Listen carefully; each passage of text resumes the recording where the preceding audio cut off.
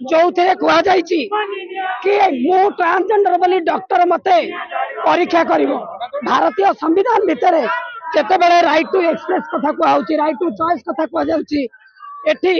सर्वोच्च न्यायालय आमको ट्रांसजेंडर बोली डिक्लेयर कर सारा पर डॉक्टर मान हाथ को आमको परीक्षा करके आम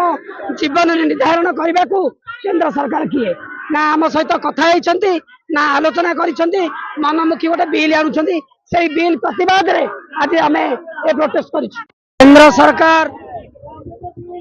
भारत वर्ष भितर जो मनमुखी कार्य करुछंती ता प्रतिवाद रे आमे माने समस्त राजरास्ता को लेचु एया ही से करिछंती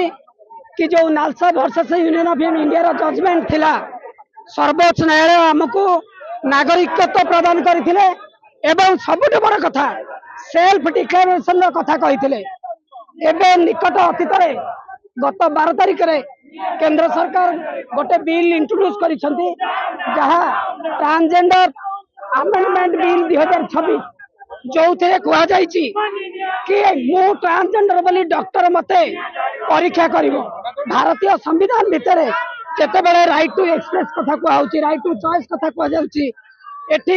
सर्वोच्च न्यायालय आमको ट्रांसजेंडर बोली डिक्लेयर कर सारा पर डॉक्टर मान हाथ को आमको परीक्षा करके आम जीवन निर्धारण करने को केंद्र सरकार किए ना आम सहित कथा ना आलोचना कर मनमुखी गोटे बिल आणुंट से बिल प्रतिवाद रे आज आम ए प्रोटेस्ट कर